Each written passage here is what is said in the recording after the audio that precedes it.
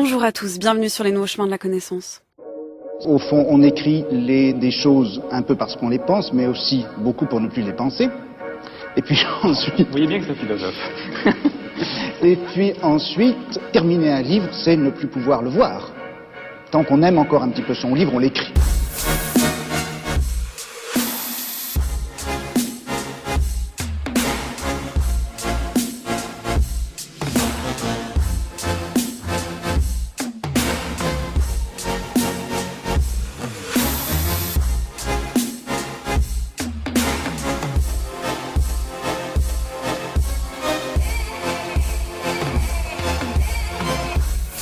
Bienvenue sur les chemins du vendredi où chaque semaine nous tentons de réconcilier philosophie et actualité sous toutes ses formes.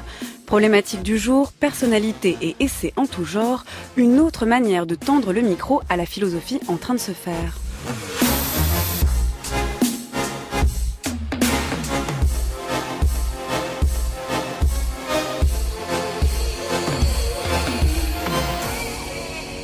Et l'équipe des Nouveaux Chemins est à la recherche de la vérité aujourd'hui. Marianne Chassor, Colomba Grossi, David Pargamin, Antoine Ravon, Lucie Tardy et bien sûr Adèle Van Rett, avec Mydia Portis-Guérin à la réalisation et à la prise de son, Élise Le.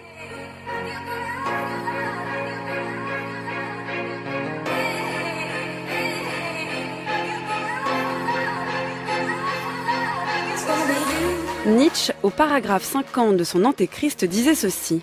Il a fallu s'arracher de haute lutte chaque pouce de vérité. Il a fallu lui sacrifier presque tout ce à quoi tient notre cœur, notre amour, notre confiance en la vie. Il y faut de la grandeur d'âme. Le service de la vérité est le service le plus exigeant. Être propre dans les choses de l'esprit, qu'est-ce que cela veut dire ? Cela veut dire être sévère pour ses inclinations, mépriser les beaux sentiments, faire de chaque oui, de chaque non, un cas de conscience.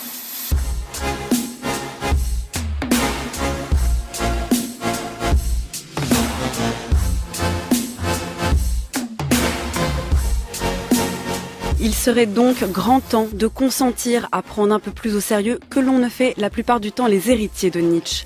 D'une part, le fait que sans une croyance fondamentale à la vérité, son entreprise pourrait difficilement avoir un sens, et d'autre part, le fait qu'il s'exprime comme quelqu'un pour qui il n'y a pas seulement des vérités, mais bel et bien des vérités que nous pouvons connaître et que nous avons réussi dans certains cas à connaître. Et cela, ce n'est plus Nietzsche qui le dit, mais Jacques Bouvresse à sa suite. Jacques Bouvresse, philosophe et professeur honoraire au Collège de France, que j'ai le grand plaisir de recevoir pour son ouvrage qui vient de paraître aux éditions Agone, Nietzsche contre Foucault, sur la vérité, la connaissance et le pouvoir. Bonjour et bienvenue à vous. Bonjour. Je dirais que c'est là, à partir de l'asile, que m'est apparu un espèce de problème qui n'a pas cessé de me hanter, qui est, si vous voulez, le problème du pouvoir.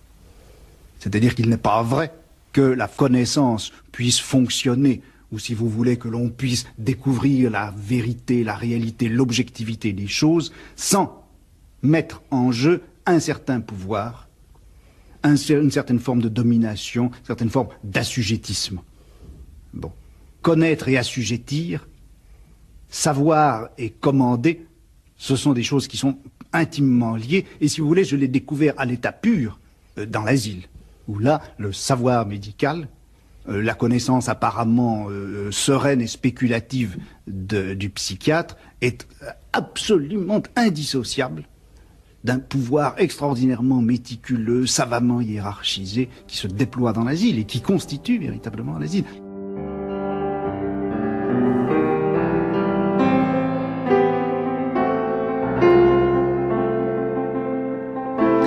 Jacques Bouvresse, savoir et commander sont des choses intimement liées. C'est Foucault qui l'affirme au micro de Jacques Chancel dans l'émission Radioscopie, c'était en 1975.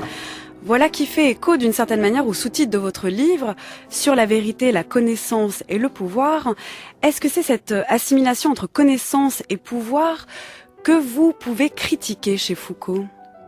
Si il s'agissait d'une assimilation, oui, je pense qu'effectivement, c'est une chose qu'il faudrait critiquer et que personnellement je critiquerais. Mais dans le texte de Foucault qui vient d'être cité, il n'est pas question d'assimilation, d'identification ou de quoi que ce soit.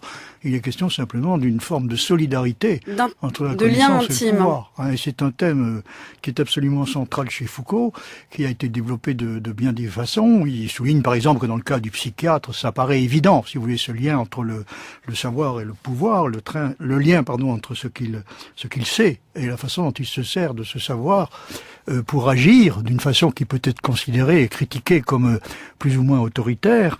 Est-ce que c'est vrai au même degré de toutes les formes de savoir? Ça, c'est une question qui se pose immédiatement. Est-ce que c'est vrai au même degré dans des sciences comme dans une science comme les mathématiques, par exemple, dont il est certain qu'elle confère elle aussi un certain pouvoir, et même un pouvoir dans une culture comme la nôtre extrêmement important et même dominant. Donc la question c'est, j'admets tout à fait qu'il y a une solidarité et un lien d'une certaine sorte entre la connaissance et le pouvoir.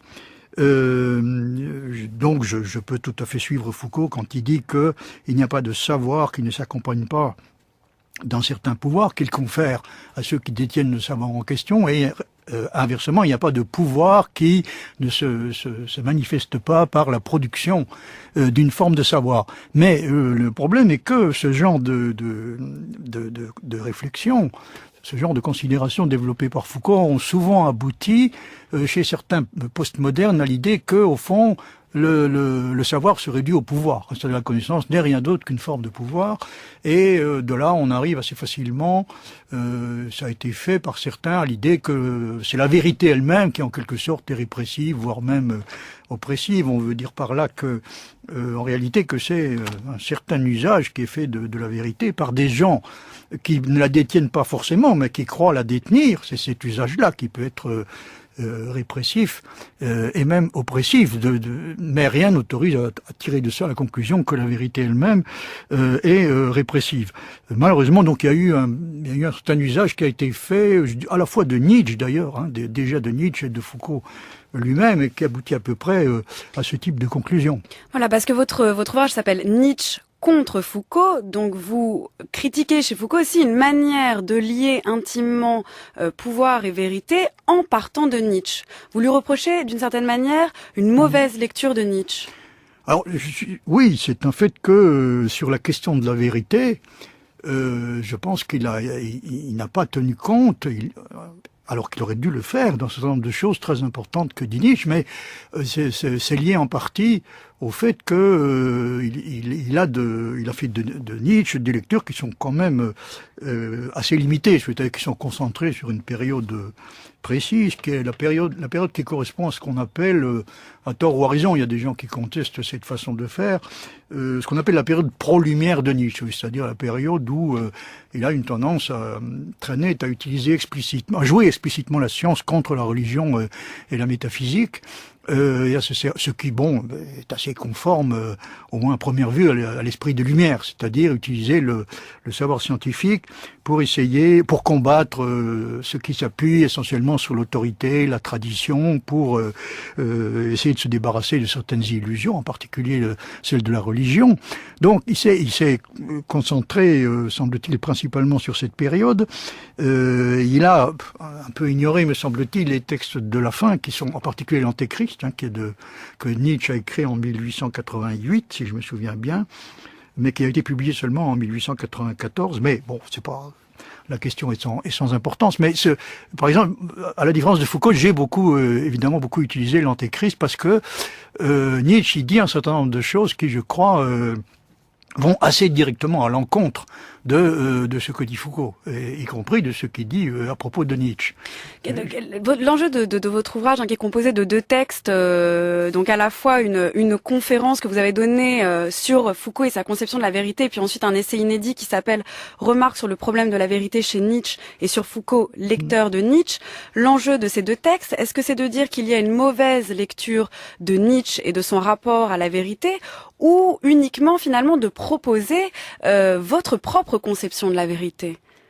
Alors, j'hésiterais un peu à dire qu'il y a une mauvaise lecture de Nietzsche, parce que je connais la réponse. Foucault a dit lui-même dans l'entretien de 1975 oui, c'est 1975, si je me souviens bien, au magazine littéraire, donc avec Jean-Jacques Brochier, qui est un entretien sur la prison.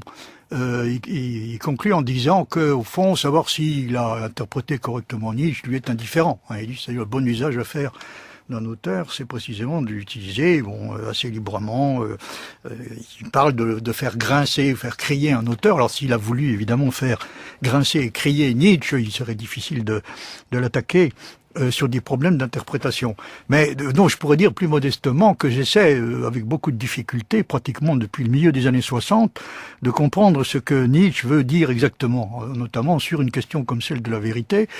Il y a une multitude d'interprétations, et d'ailleurs le sujet est à nouveau, la question est à nouveau à l'ordre du jour. Il y a en ce moment un grand nombre de publications, notamment en anglais, qui paraissent sur ce problème. Qu'est-ce que Nietzsche entend exactement par la vérité? Quelle est exactement l'attitude qu'il adopte à l'égard de la vérité? À première vue, on pourrait tenter d'interpréter Nietzsche comme signifiant comme voulant nous faire savoir que la vérité au fond n'est pas une chose très importante, parce qu'il soutient en effet très clairement et ouvertement que la volonté de vérité est toujours la volonté d'autre chose que la vérité. C'est une forme de la volonté de puissance. Ça va tout à fait dans le sens de Foucault, de ce que dit Foucault, bien entendu. Là quand même je ferai remarquer que bien que Nietzsche dise effectivement ça, c'est-à-dire une des assertions fondamentale de Nietzsche, quand il discute cette question, est qu'il n'y a pas d'instinct de la vérité. Il n'y a pas de volonté de la vérité en tant que telle, la volonté pour elle-même. Donc, il n'y a rien qui nous pousse à vouloir la vérité considérée en elle-même. Ça veut dire ceci, si vous voulez, que le besoin de croyance est fondamental. Non seulement le besoin de vérité ne l'est pas, mais il est en un certain sens une illusion. Il n'y a pas de besoin qui nous pousse naturellement à chercher la vérité. En revanche, nous avons un besoin de croire qui est absolument fondamental, et Nietzsche insiste régulièrement sur ce point. Il dit d'ailleurs à ce propos que nous avons besoin de choses qui soient tenues pour vraies. C'est-à-dire nous avons besoin de choses qui soient crues, vraies. Nous n'avons pas nécessairement besoin de choses qui soient vraies. Le philosophe, lui, en a besoin parce que dans la façon dont Nietzsche considère les choses, on peut dire que le philosophe a une espèce de devoir de probité, qui est aux yeux de Nietzsche, de probité à l'égard précisément de la vérité, qui aux yeux de Nietzsche passe presque avant tout le reste. Mais pour donc en revenir à votre question, je ne conteste pas à Foucault le droit de faire de Nietzsche l'usage qui lui convient d'en faire. Bon, je cherche, moi, à savoir de façon un peu plus précise, si possible, ce que Nietzsche a cherché exactement à nous dire. Alors j'admets tout à fait qu'on me dise que c'est d'un intérêt très secondaire, qu'il y a des choses plus importantes à faire, du genre de celles que Foucault a fait. Mais ça ne va pas m'impressionner, vous vous en doutez, ça ne m'impressionne pas énormément.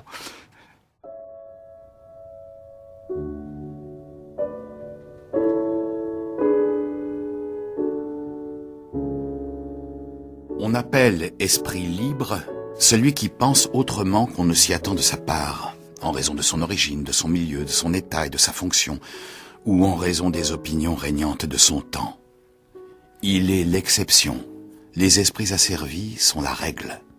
Ce que ceux-ci lui reprochent, c'est que ces libres principes, ou bien ont leur source dans le désir de surprendre, ou bien permettent même de conclure à des actes libres, c'est-à-dire de ceux qui sont inconciliables avec la morale asservie.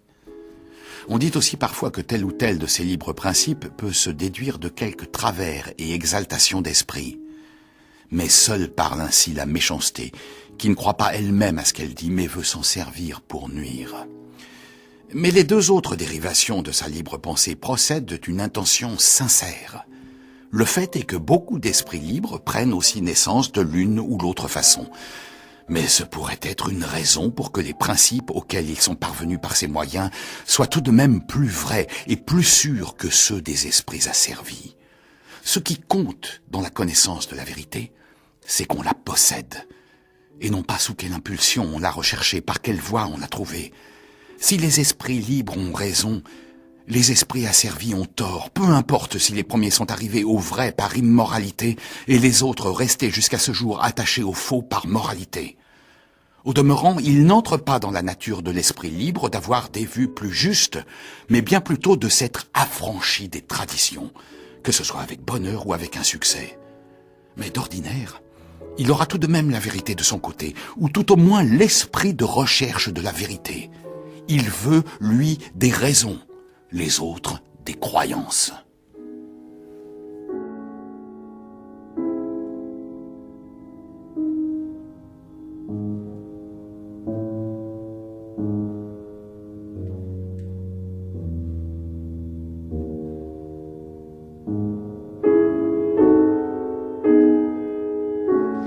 Jacques Bouvresse, on vient d'entendre ce paragraphe magnifique, le paragraphe 225 de Humain trop humain de Nietzsche, interprété par notre comédien Vincent Schmitt. On y retrouve la distinction entre l'esprit libre et l'esprit asservi. On y retrouve de cette manière-là le lexique un petit peu foucaldien de la domination et de l'assujettissement. Mais on retrouve aussi ce que vous avez commencé à évoquer, à savoir la distinction entre la vérité d'un côté et la croyance de l'autre. En quoi cette distinction va de pair avec une forme de liberté ou d'asservissement, Jacques Bouvresse ? Je pense que il faut rappeler, mais j'ai fait il y a un instant, que ce texte donc est tiré d'Humain trop humain qui appartient précisément à ce que certains commentateurs de Nietzsche appellent la période pro-lumière, c'est-à-dire c'est la période au fond. Et il se comporte presque comme un rationaliste. Bon, à certains égards, il le fait à nouveau dans l'Antéchrist, mais je pense qu'on en parlera tout à l'heure. C'est-à-dire, l'esprit libre, c'est celui qui est capable de résister à l'emprise de l'autorité et de la tradition. Hein, c'est-à-dire de s'y opposer à l'aide d'un instrument qu'on est obligé d'appeler, faute de mieux, je suppose, la raison. Bon, même lui le fait à certains moments.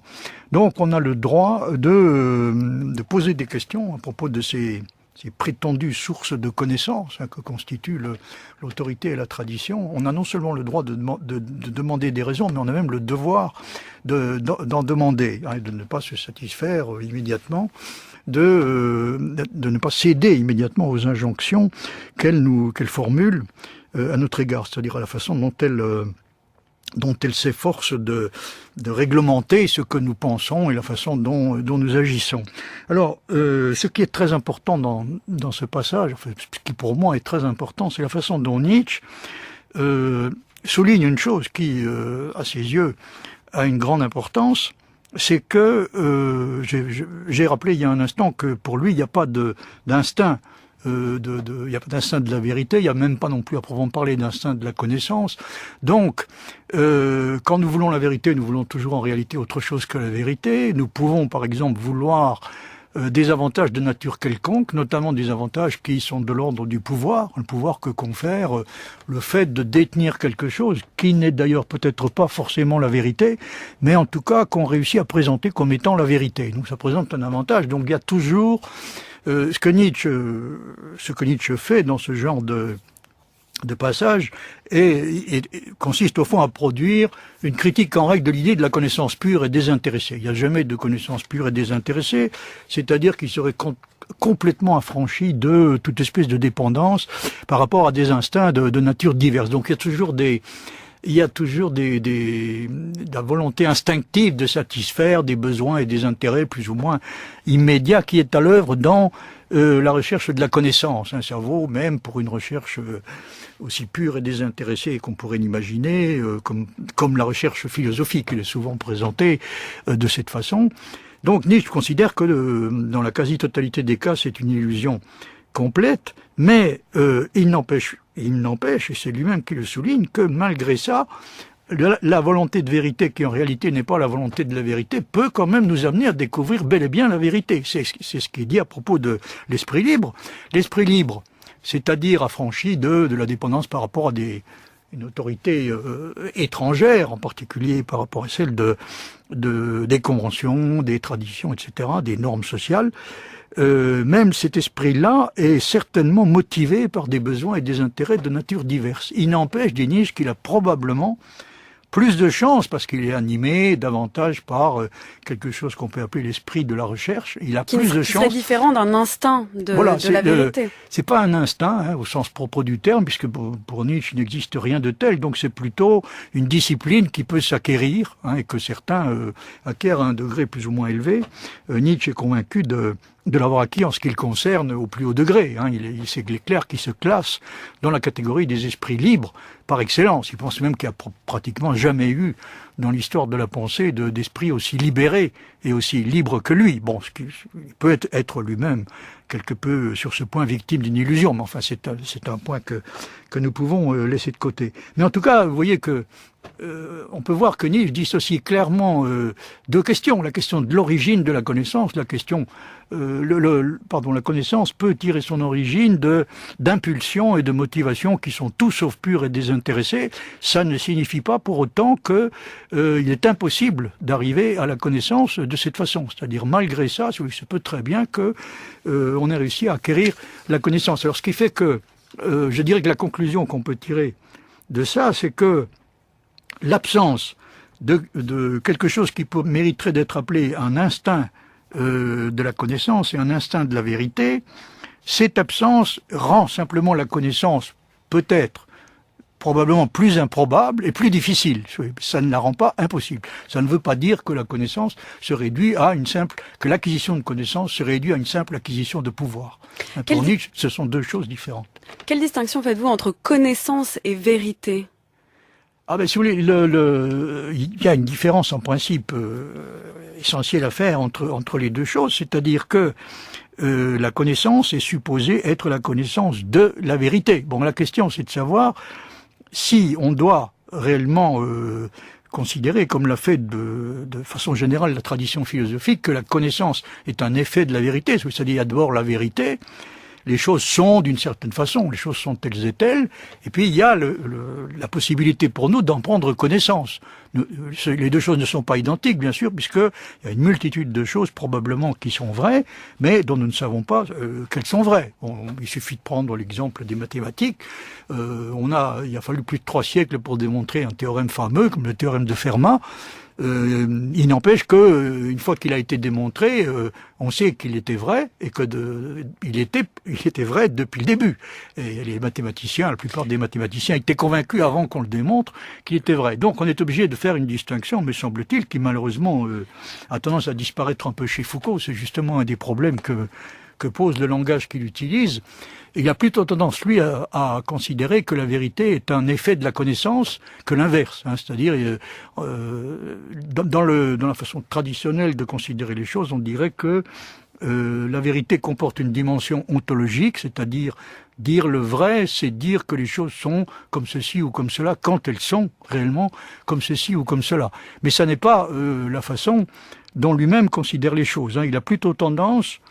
et il considère que c'est aussi ce que fait Nietzsche, à considérer que au fond la vérité est une espèce de sous-produit dérivé de la connaissance. Alors ça, c'est une tendance à laquelle je m'oppose effectivement de façon... Donc vous vous opposez aussi à Nietzsche, parce que si on suit bien ce que vous dites, une connaissance peut s'avérer vraie dans le temps.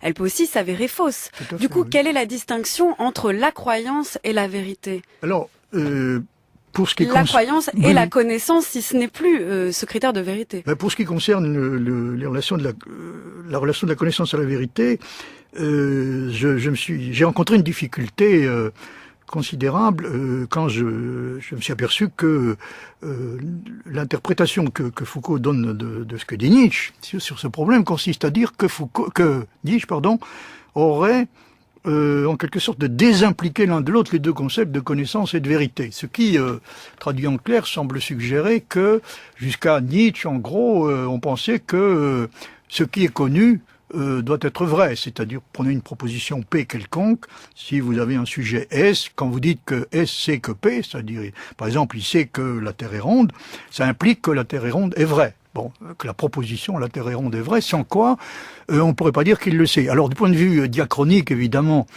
ça ne pose aucun problème, parce qu'on peut tout à fait dire que les Grecs croyaient savoir que la Terre est plate, mais nous savons, nous, qu'elle est ronde, mais on peut plus dire, à partir du moment où on sait que la Terre est ronde, comme nous sommes censés le savoir, on peut pas dire que les Grecs savaient au contraire de ce que nous savons nous, qu'elle est plate. On peut dire qu'ils croyaient qu'elle était plate et qu'ils croyaient savoir, avec probablement de bonnes raisons, parce que la croyance qu'ils avaient que la Terre est plate reposait probablement sur des raisons qui, pour l'époque, et compte tenu de ce qu'ils savaient par ailleurs, pour des raisons qui étaient tout à fait respectables et même déterminantes. Mais si vous voulez, il semble y avoir entre la connaissance et la vérité, un lien qui peut difficilement être aboli. Ce qui fait que j'ai du mal à comprendre cette idée que Foucault, cet exploit que Nietzsche aurait, selon Foucault, réalisé, et qui aurait consisté à dissocier l'un de l'autre le concept de connaissance et le concept de vérité. Ça repose sur rien de plus extraordinaire qu'une analyse, si vous voulez, assez élémentaire des relations qui existent entre différents concepts, en l'occurrence entre le concept de connaissance et le concept de croyance, parce que je ne crois pas du tout qu'on puisse imposer une transformation aussi importante que celle qu'évoque Foucault au concept de connaissance sans bouleverser considérablement le système de relations qu'il y a entre la vérité d'un côté, la croyance. entre la connaissance d'un côté et la croyance de l'autre, et probablement encore d'autres concepts. Donc on peut pas, c'est un des reproches que je ferai à Foucault, peut-être aussi, mais dans une moindre mesure à Nietzsche, on ne peut pas prendre un concept comme le concept de vérité et lui faire subir une transformation fondamentale sans regarder ce qui va en résulter quant aux relations que le concept considéré a avec d'autres concepts, également importants évidemment. Pourquoi tenez-vous tellement à ce concept de vérité et quel sens a-t-il pour vous? On a l'impression à vous entendre qu'il n'y a qu'une vérité qui irait de pair avec la connaissance et qu'on ne devrait surtout pas confondre avec la croyance qui serait fausse. Soit dit en passant, il y a des croyances qu'on tient, le fait qu'on croit vrai des choses ne nous empêche pas de vivre. Même on trouve ça chez Nietzsche d'ailleurs. Il dit que l'intellectuel a déjà produit des erreurs qui ne l'ont pas du tout empêché de prospérer et de prospérer dans l'histoire. Quel concept de vérité défendez-vous, Jacques Bouvresse? Mais je défends pas d'autre concept de vérité que le concept ordinaire, celui qui s'exprime dans la déclaration fameuse d'Aristote, dire de ce qui est qu'il est, c'est dire, et de ce qui n'est pas qu'il n'est pas, c'est dire le vrai. Autrement dit, je crois pas avoir besoin d'un concept de vérité particulièrement sophistiqué, qui serait un concept savant et philosophique de la vérité. Mais c'est pas ça le point important dans votre question. Le point important, c'est que vous semblez supposer que je m'attribue le droit de faire une distinction entre ce qu'on doit et ce qu'on ne doit pas croire. Mais je ne fais rien de tel. Ça, c'est une question qui est extrêmement importante et à laquelle j'admets que j'ai consacré une certaine attention, comme d'ailleurs tout philosophe le fait, mais ce qui à mes yeux est fondamental, c'est autre chose, c'est la nécessité de ne pas confondre ce qui est vrai avec ce qui est tenu pour vrai ou ce qui est cru vrai. Et ça, non pas parce que c'est quelque chose à quoi je tiens moi-même de façon un peu obsessionnelle, mais parce que c'est une chose sur laquelle Nietzsche insiste constamment. C'est-à-dire, il revient constamment sur cette obligation que nous avons de ne pas confondre ce qui est vrai avec ce qui est simplement cru vrai, qui peut être tout à fait faux.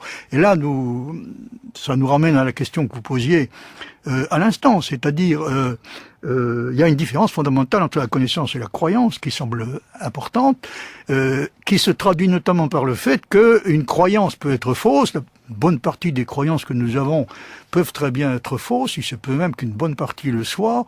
Par exemple, Nietzsche pense que les croyances religieuses sont radicalement fausses, ce sont des illusions.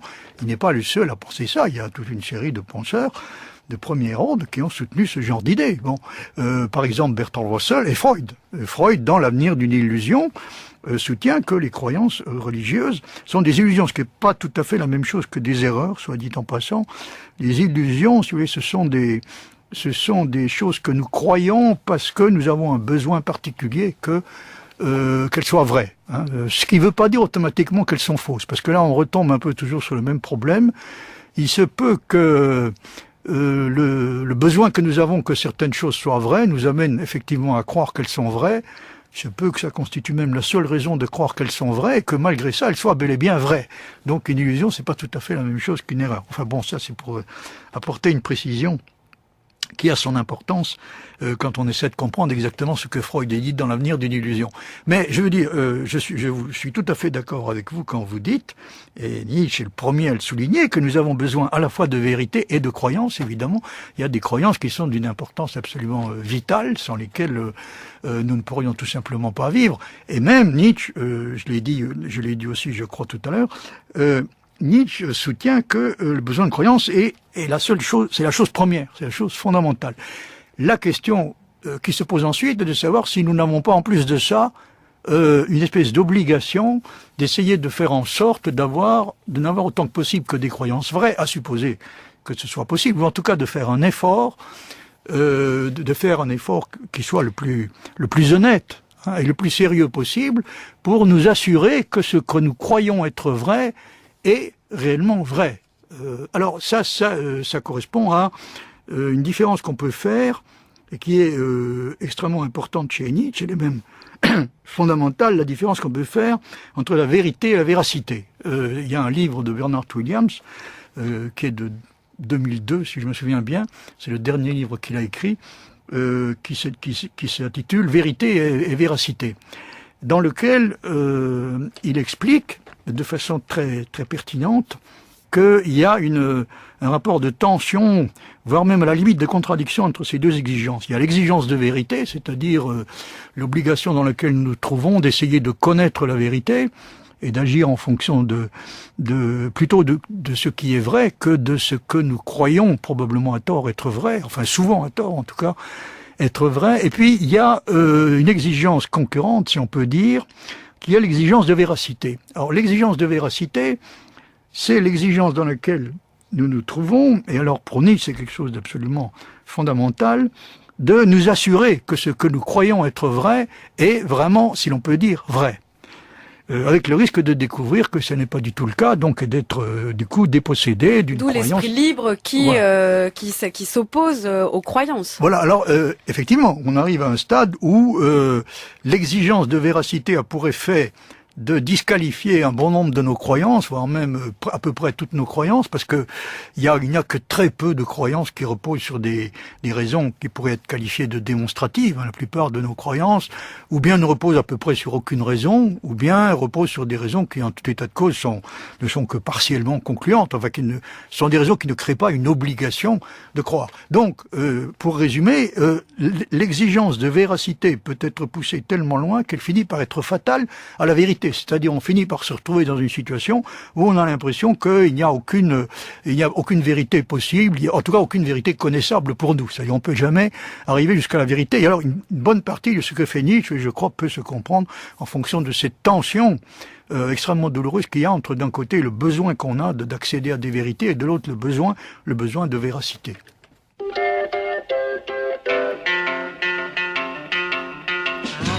Love was only true in fairy tales, and for someone else, but not for me.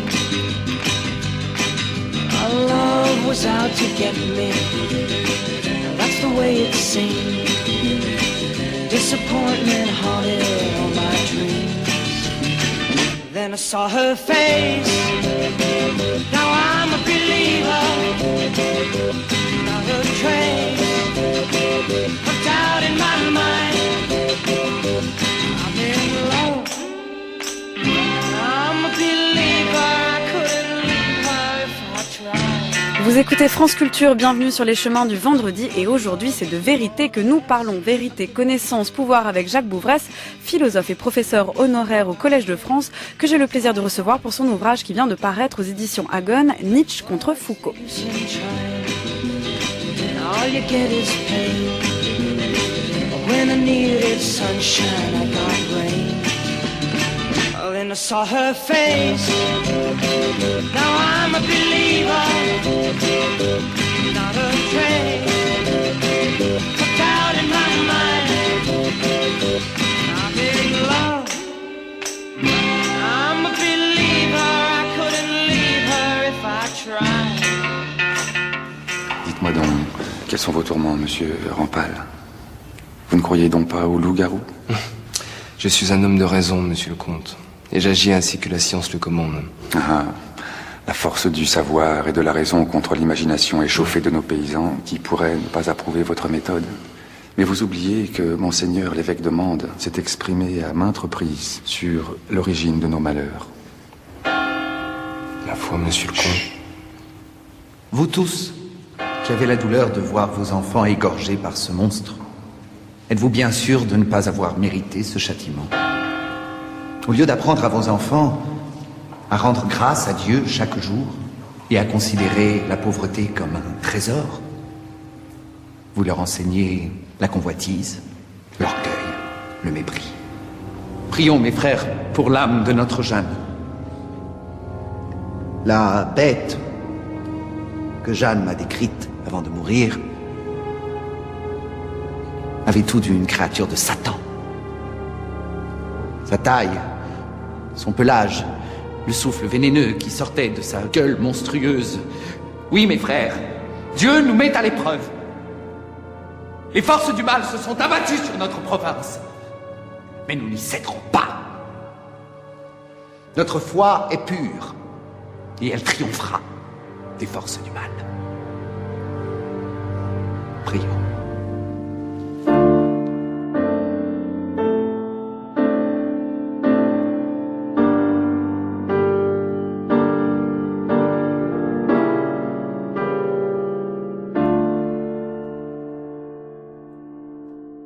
Il y a au fond du christianisme quelques finesses qui ressortissent à l'Orient. Avant tout, il sait qu'il est en soi tout à fait indifférent que quelque chose soit vrai, mais que c'est de la plus haute importance dans la mesure où on le croit vrai. La vérité et la foi en la vérité de quelque chose, deux domaines d'intérêt tout à fait séparés, presque des domaines antithétiques. On parvient à l'un et à l'autre par des voies foncièrement différentes. Être initié là-dessus, en Orient, c'est ce qui constitue presque le sage. C'est ainsi que le comprennent les brahmanes, ainsi que le comprend Platon, ainsi tout disciple d'une sagesse ésotérique. Quand, par exemple, il y va du bonheur de se savoir sauvé du péché, il n'est nullement nécessaire que l'homme soit pécheur, mais qu'il se sente pécheur. Mais pour autant qu'avant tout la foi est nécessaire, il faut jeter le discrédit sur la raison, la connaissance, la recherche intellectuelle. La voie de la vérité devient une voie défendue. L'espérance violente est un stimulant de la vie plus grand que n'importe quel bonheur particulier qui se produit effectivement. Il faut maintenir les souffrants par une espérance à laquelle on ne puisse opposer aucune réalité, qui ne puisse être anéantie par aucun accomplissement. Une espérance de l'au-delà. Pour que l'amour soit possible, Dieu doit être une personne. Pour que les bas instincts puissent avoir voix au chapitre, il faut que Dieu soit jeune. Pour susciter la ferveur des femmes, il faut mettre en vedette un saint beau garçon. À celle des hommes, il faut une Vierge Marie.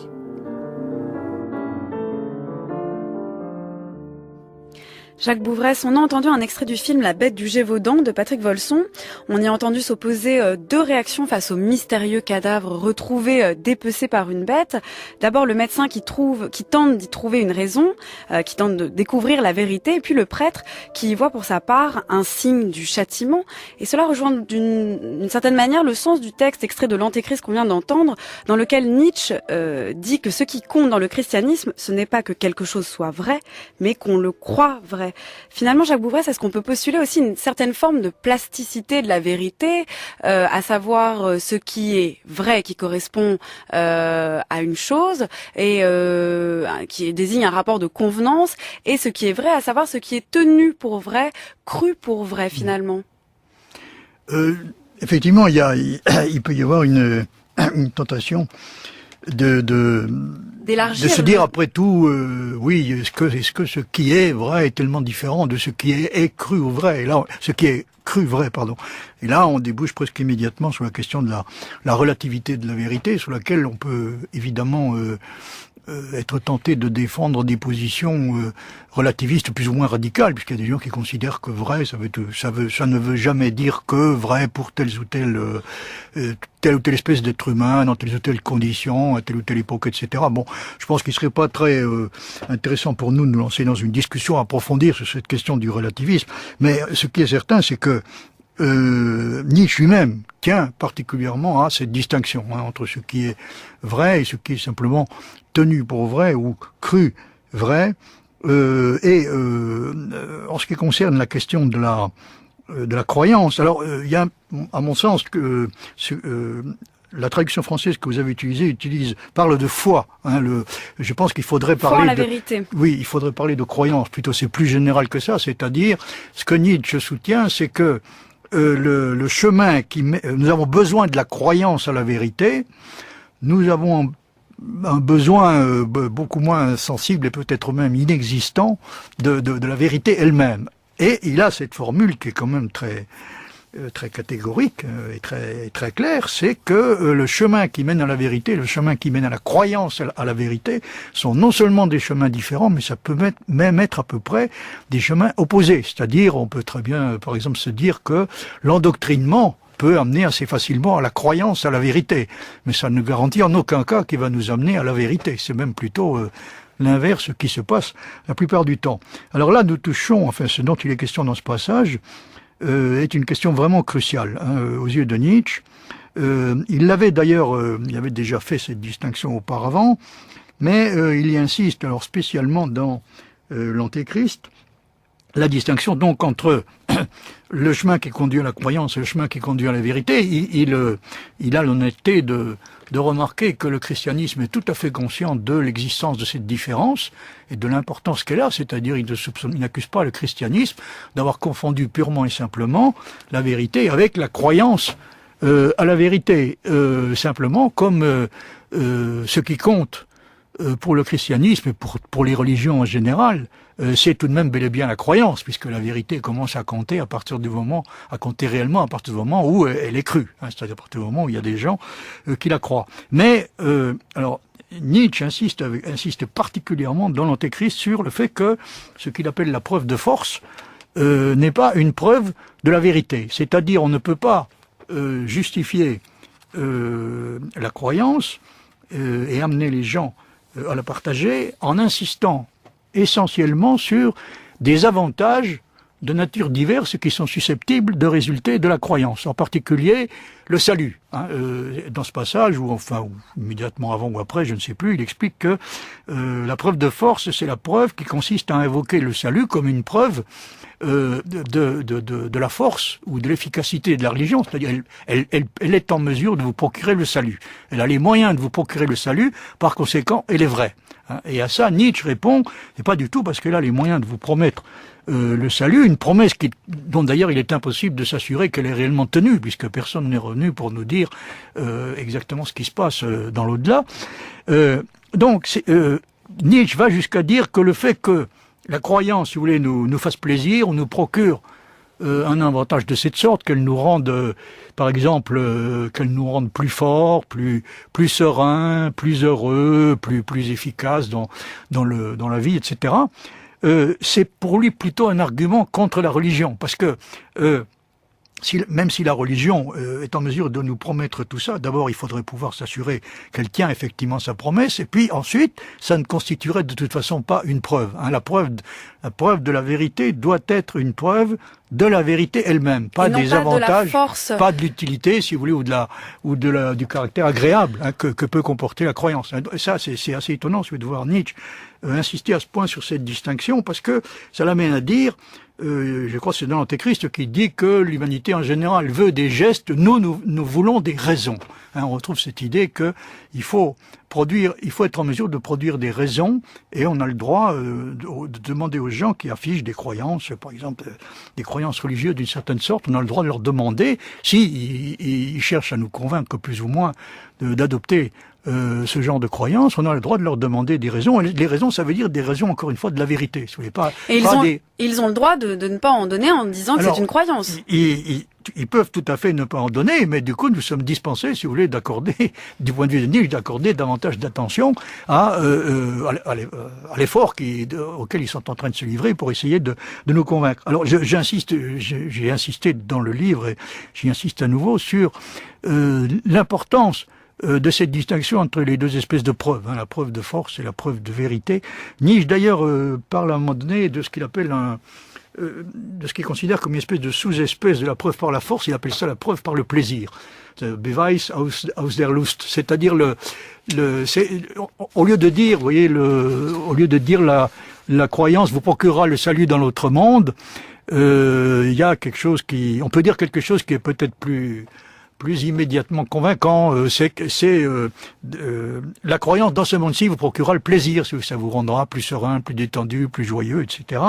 Et ça aussi, c'est le contraire d'une preuve. Hein. C'est aux yeux de Nietzsche. C'est ce que dit Nietzsche. Parce que ça n'a rien à voir avec la question de la vérité. Une preuve de la vérité doit être réellement une preuve de quelque chose qui mérite d'être appelé la vérité. C'est pas une preuve de l'utilité de la croyance ou du côté satisfaisant ou agréable qu'elle peut procurer. Ah, donc la preuve par l'utile et l'agréable aux yeux de Nietzsche, c'est le contraire d'une preuve. Il dit d'ailleurs dans l'Antéchrist, c'est le paragraphe 50, la foi procure la félicité, par conséquent, elle ment. Oui. Le plaisir serait même un mensonge finalement. C'est pas le plaisir en lui-même, hein, c'est le. Mais disons que le plaisir serait une preuve. Vous avez retrouvé le passage auquel je pensais. À l'instant, c'est plutôt à ses yeux quelque chose. Non seulement c'est pas quelque chose qui parle en faveur de la croyance, enfin, en tout cas de la vérité de la croyance, mais c'est presque le contraire parce que Nietzsche a une tendance, alors très très nette, ça apparaît dans de nombreux textes, à considérer que la vérité c'est à peu près toujours, ce n'est presque jamais quelque chose qui fait plaisir, c'est presque toujours le contraire. Et alors en quoi la vérité est-elle désirable ? Alors, pourquoi rechercher elle est justement la vérité ? Pas très désirable. Si vous voulez, il faut vraiment se contraindre et faire un effort parfois considérable sur soi-même pour réussir à atteindre la vérité, ou même simplement pour consentir à la chercher. Si vous me permettez, je voudrais juste citer citer deux passages courts qui s'ajoutent d'ailleurs à ce que vous avez lu tout à l'heure. Quelle dose de vérité un esprit sait-il supporter, sait-il risquer ? Voilà qui de plus en plus devint pour moi le critère des valeurs. L'erreur, la croyance en l'idéal n'est pas aveuglement, l'erreur est lâcheté. Chaque acquisition, chaque pas en avant dans la connaissance est la conséquence du courage, de la dureté envers soi-même, même de la probité envers soi. Et puis un autre passage très court. Quel homme a jamais exploré la route de la vérité dans les conditions où je l'ai fait jusqu'à présent, résistant et contredisant à tout ce qui satisfaisait mon sentiment spontané. Donc vous voyez, Nietzsche est persuadé que personne n'a été capable de consentir des sacrifices comparables à ceux qu'il a consentis lui-même pour se rapprocher de la vérité. Parce que c'est toujours extrêmement douloureux de se rapprocher de la vérité. Ce sont des extraits de Ecce Homo que vous venez de lire. Oui. Et effectivement, qu'est-ce qui pourrait motiver la recherche de la vérité ? Ça déjà, c'est une véritable question. Est-ce que ce n'est pas de l'ordre du plaisir, de l'utilité, de l'intérêt, de la volonté de puissance, même si ça rentre en compte ? Est-ce que véritablement on peut désirer la vérité ? Et puis d'autre part, est-ce que chez Nietzsche, l'esprit de recherche de la vérité, d'une vérité, en fait, n'est pas plutôt l'idée de recherche de plusieurs vérités. Il y a quand même chez lui la présence d'une conception de l'interprétation qu'il développe notamment dans le Gai Savoir, qu'on devrait articuler avec l'idée qu'il n'y a pas une vérité, mais plutôt des vérités. Et que en cela, en fait, il y a plusieurs manières d'approcher les choses qui ne sont pas effectivement, qui peuvent s'opposer et entrer en conflit. Alors il y a effectivement un problème de ce genre qui se pose, par exemple, quand on s'interroge sur le statut des vérités scientifiques, dont Nietzsche dit qu'au fond, les vérités scientifiques, ce ne sont jamais, dans le meilleur des cas, que des erreurs utiles. Hein. Ce sont des erreurs. La raison de ça, c'est que déjà au niveau de la perception, il se produit dans la connaissance, une espèce de falsification fondamentale de la réalité, qui est de nature utilitaire. Hein. C'est-à-dire, nous avons besoin pour pouvoir subsister, pour que notre espèce puisse subsister, elle est obligée de consentir à accepter un certain nombre d'erreurs qui sont des erreurs qui résultent donc qui résulte principalement de la simplification. Hein. Ça a tendance à identifier ce qui est simplement ressemblant, voire même complètement différent, etc. Donc, le statut des vérités scientifiques ressemble assez fortement à celui d'erreurs qui sont biologiquement utiles, voire même indispensables. Mais pour pouvoir dire ça et présenter ça comme une vérité qu'on a soi-même découverte, hein, grâce à cet effort douloureux que Nietzsche décrit, il faut bien, effectivement, vous avez raison, disposer d'un concept de vérité qui ne peut pas se réduire à celui de simple erreur utile. Donc il est tout à fait probable que Nietzsche, Foucault aussi d'ailleurs, entre nous soit dit, utilise simultanément plusieurs concepts de vérité, dont un qui peut-être qu'on pourrait peut-être appeler le concept de la vérité philosophique, étant donné que c'est à la philosophie qu'en principe il incombe, si vous voulez, de faire ce genre de découvertes qui peuvent être plus ou moins désagréables, parce que par exemple, du coup, on peut avoir l'impression que le prestige de la science en prend un coup, si on peut s'exprimer de façon un peu vulgaire. C'est-à-dire qu'une bonne partie de ce que nous appelons communément la vérité risque de se trouver dépossédée en grande partie de son prestige, du fait de l'accès à une notion de vérité plus profonde, plus importante. Ce qui veut dire qu'il y a en effet on est probablement obligé d'admettre l'existence de plusieurs concepts de vérité qui sont utilisés simultanément. Je suis d'accord. Plusieurs concepts de vérité et puis aussi plusieurs approches d'un objet, plusieurs interprétations qui peuvent cohabiter. Par exemple, vous avez rapidement 1 minute pour répondre là-dessus, mais effectivement, on peut aussi admettre qu'un objet va recevoir plusieurs interprétations. Alors, il y a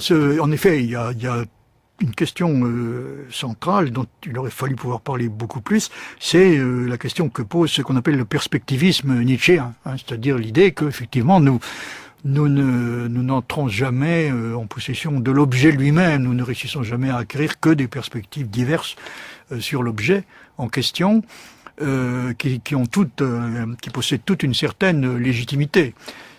Ça ne devient réellement il n'y a rien de préoccupant dans l'idée du perspectivisme compris de cette façon, tant qu'on admet que ces perspectives diverses peuvent être des perspectives sur une seule et même chose, dont on acquiert simplement des perspectives diverses. Là où ça devient plus gênant et plus difficile à accepter, c'est ce qui se produit quand on arrive à l'idée qu'il n'y a en fin de compte que des perspectives, sans qu'il soit légitime de continuer à parler d'une chose commune dont elle serait, sur laquelle nous aurions acquis des perspectives différentes. Parce que là, on risque de tomber effectivement dans une forme de relativisme plus ou moins radical. Et Nietzsche peut donner l'impression par moment d'arriver à ce genre de conclusion. I'm sick and tired of hearing things from uptight, short-sighted, narrow-minded hypocritics. All I want is the truth. Just give me some truth. I've had enough of reading things by neurotic, psychotic, pig-headed politicians. All I want is the truth. Just give me some truth. No short-head, yellow-bellied son of tricky dick is gonna mother her but top so me but just a pocket full of hope. Money for dough, money for road. Merci beaucoup Jacques Bouvresse d'être venu nous parler de votre dernier livre. Donc c'est Nietzsche contre Foucault sur la vérité, la connaissance et le pouvoir. C'est aux éditions Agone. Et puis je signale, paru aussi chez Agone, de la philosophie considérée comme un sport. Et puis aussi Le danseur et sa corde, où vous parlez déjà de Nietzsche. Et puis enfin aux éditions de L'Éclat, philosophie, mythologie et pseudosciences, Wittgenstein, lecteur de Freud.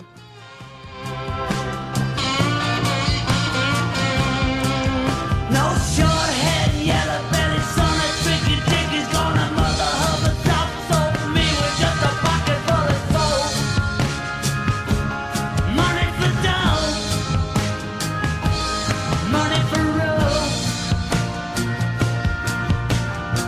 I'm sick to death of seeing things from tight-lipped. Et c'est la fin de cette semaine des Nouveaux Chemins, mais on se retrouve lundi pour une nouvelle série d'émissions. Et ce sera le philosophe Gilbert Simondon, de sa célèbre thèse complémentaire du mode d'existence des objets techniques à sa postérité, de l'individuation à l'imagination, qui sera à l'honneur. Mais si d'ici lundi vous souhaitez réécouter cette émission et toutes celles de cette semaine, eh bien rendez-vous sur le site de France Culture à la page des Nouveaux Chemins. Vous pourrez non seulement l'écouter en ligne, mais aussi la télécharger, la podcaster et aussi y trouver toutes les références bibliographiques et musicales du jour. Et puis rendez-vous sur les pages Facebook et Twitter des Nouveaux Chemins où toute l'équipe met en ligne l'émission du jour.